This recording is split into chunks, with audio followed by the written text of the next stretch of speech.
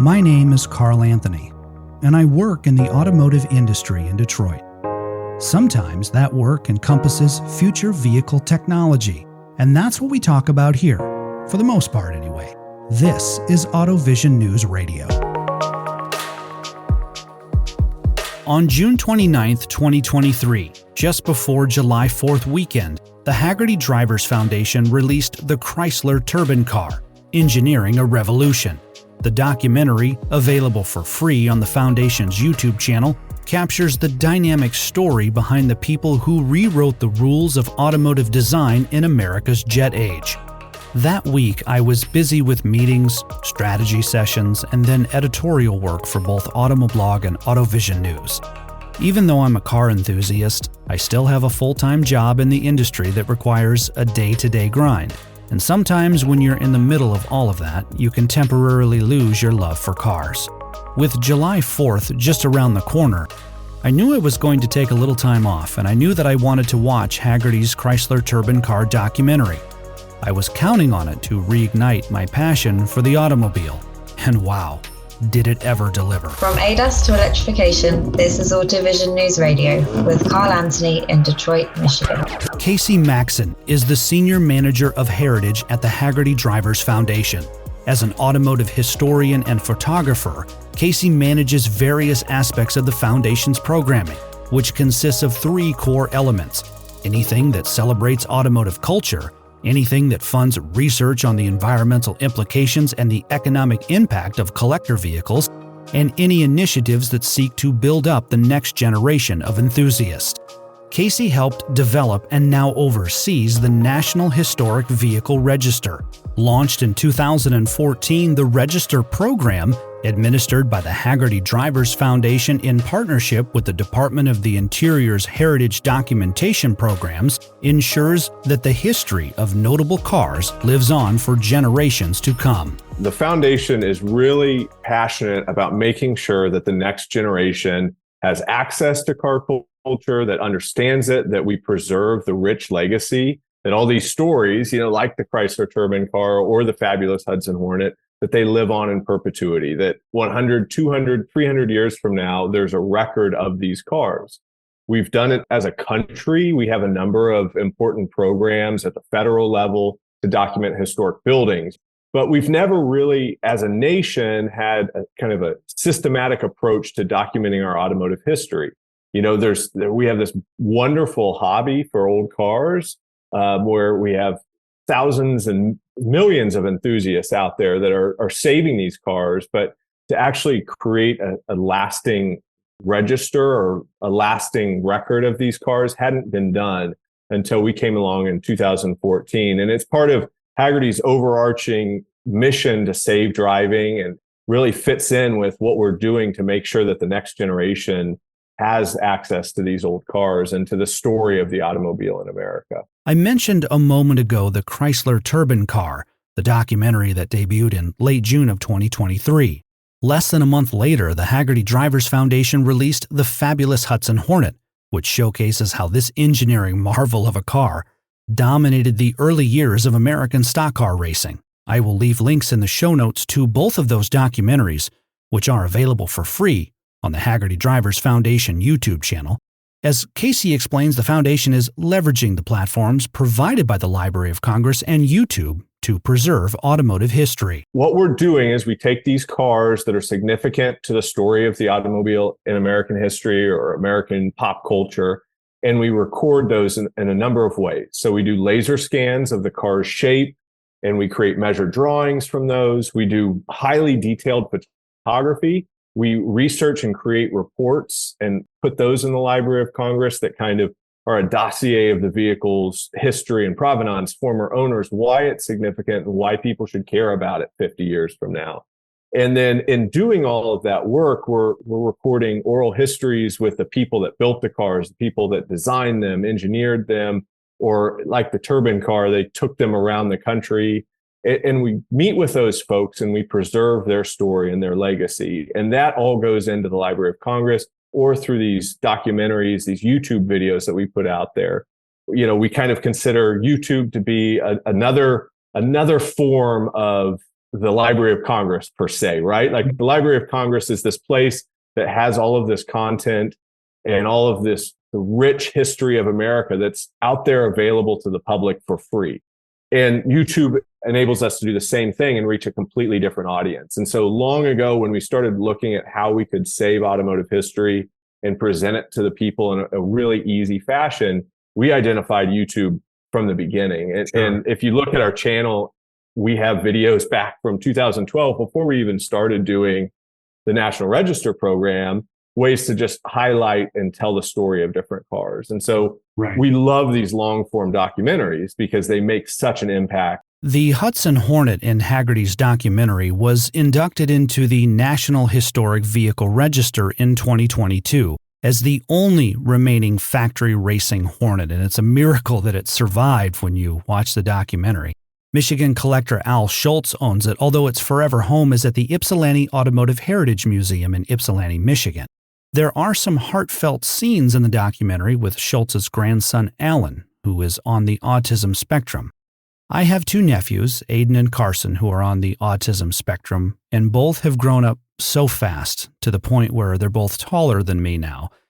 And like Alan, my nephews have thoroughly enjoyed the movie Cars over the years, famous for its Doc Hudson character voiced by the late Paul Newman. In the fabulous Hudson Hornet, Hagerty's filmmakers introduce us to young Alan on the autism spectrum and his mother, and share the inspiration behind why the elder Al simply had to own the car when he first saw it. And then we come to Mark Olson, whose family was selected in 1965 to drive a Chrysler Turbine car for several months during the combined engineering trial and marketing blitz behind the car in the 1960s. Olson was 16 at the time and was, in his words, a loner and a geek. Didn't really fit in school, but he loved cars. Around the 44-minute mark in the Chrysler Turbine car documentary, Hagerty's filmmakers give Olson a patch of road to open up and share his story. He is such a wonderful person, and the impact that this car made on his life is, it's what we're all about. It's showing that it's more than just sheet metal and engineering. Right. It's the human story, and it's the way these cars impact our lives. And Mark is such a great example of that.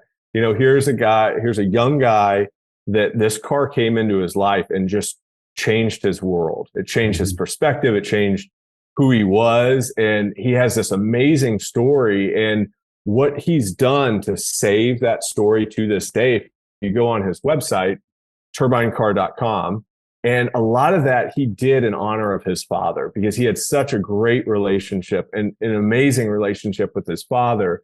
And he wanted to make sure that, his father enabled him to have this great experience with this car and taught him everything he knew about cars and allowed him to drive the turbine car when they had it as a family. Mark himself put a lot of miles on that car. Right. And he's done so much to save that story. And it's just remarkable. See the link in the show notes to Mark Olson's website, turbinecar.com.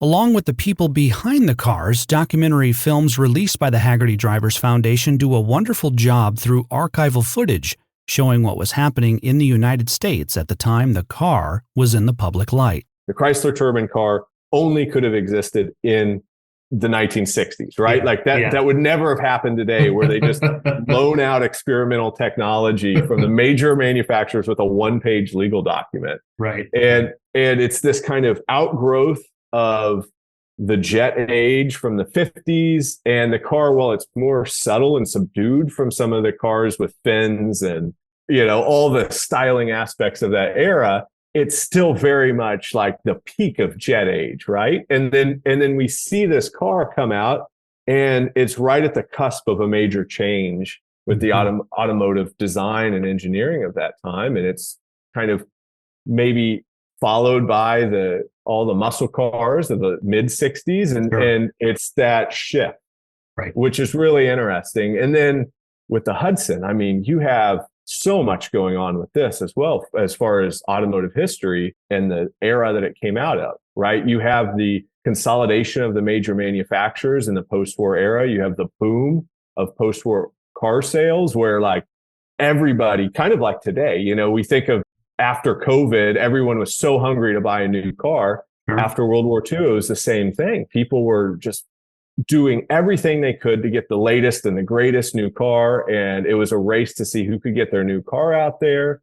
And you had some of these manufacturers that were really struggling, the independents like Hudson or Nash, that were trying everything they could to have their stake of the market. At the same time, you have this new form of racing that's exploding, especially in the Southeast, with stock car racing and the NASCAR organization just taking off. And the Hudson's right there.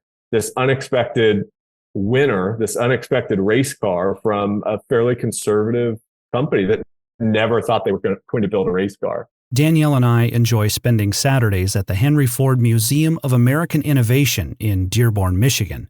And what's really interesting when you walk through there is you see how certain aspects of American life grew out of the automobile. Things like roadside diners, fast food restaurants, drive-in movie theaters, and hotels. At the Henry Ford specifically, there is the Drive America exhibit. I'll leave a link in the show notes. But there are a number of things in that part of the museum that are culturally significant as far as the automobile goes. Last time Danielle and I were there, they actually had a complete Holiday Inn hotel room on display from the 1960s. I'm talking shag carpet, an old TV, rotary phone, and even an ice bucket by the sink. The country has been developed because of the automobile. The way that we live today is shaped by the automobile, every aspect of society. And that story hasn't been recorded in a systematic way that is done in kind of the same manner as other aspects of American heritage and American history. And so we think it's really crucial because of that we recognize that story, we recognize that impact, that these cars aren't just a utilitarian way of going from A to B. If you look back at photos, historic photos and archives or family photo albums, what will you see? You'll see a bunch of people taking pictures in front of their car. The passion that has come out of the automobile and what it has meant to people is huge. And telling the story of America, you can't tell that story without the automobile being in it. And so it is really important that we preserve that story, we recognize that story, and we keep that story alive for future generations. I really enjoyed taking driver's ed as a teenager. This was in the summer of 1997 in Northwest Iowa, where I grew up, and I was able to take it through my school. And I don't know why I remember this, but the car I was assigned to was a green Buick Skylark. I'm talking like Incredible Hulk green. Like you put kale in a smoothie and painted the car with it. A green Buick Skylark. But prior to taking driver's ed, my father encouraged me to get a learner's permit, which meant that I could drive with him in the front seat before I turned 16. And in the months leading up to driver's ed, my dad taught me how to drive his Chevy truck, this big Chevy truck. So when I got in the green machine, the Buick Skylark, it was pretty easy for me to maneuver through the cones because my dad had taught me how to do all that in his big truck, parallel park, merge with traffic, drive at higher speeds, which in Iowa meant 55. Most of the speed limits were just 55 back then. And my dad was a complicated guy. He was a smart guy, had an MBA, was a college professor.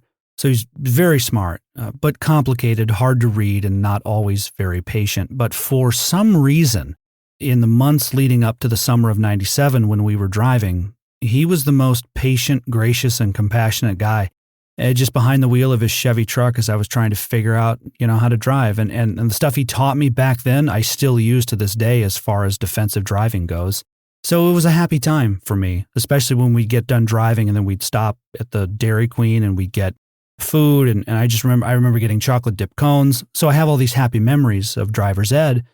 But driver's ed looks differently today than it did in the late 90s, and that is part of the inspiration behind the Foundation's License to the Future initiative. We talk a lot about saving the story. That's what the documentaries are all about. That's what the National Register is all about. But we also want to make sure that we provide access and we provide a way to get young people in and keep them in the hobby in the future.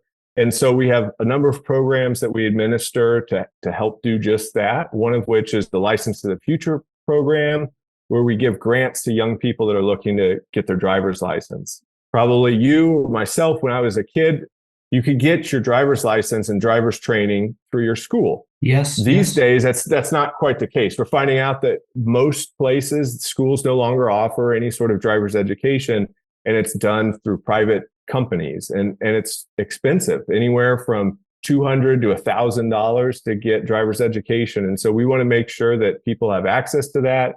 They have access to driver's training so that we have safe drivers out there on the road.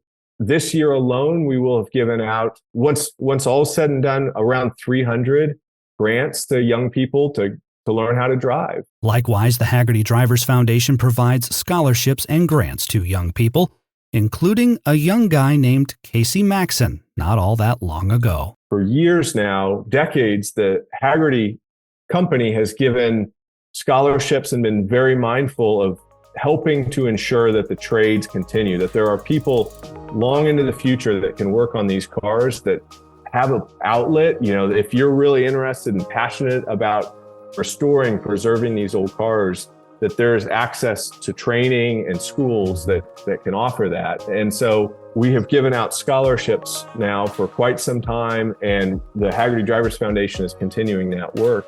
Myself, I was a recipient long before I was an employee of the foundation. When I was in school, I received scholarship funding from what was then the Collectors Foundation. There are folks in this hobby that want to pass the torch, and that encourages me to do the same now through my career. See the links in the show notes to learn more about the Hagerty Drivers Foundation and Mark Olson's story. One night after work, take time to reignite your passion for cars and driving by watching the Chrysler Turbine Car and Hudson Hornet documentaries. Links in the show notes as well. AutoVision News Radio is available on Spotify, Apple Podcasts, Podbean, and more. In Detroit, alongside Casey Maxon, I'm Carl Anthony, AutoVision News Radio.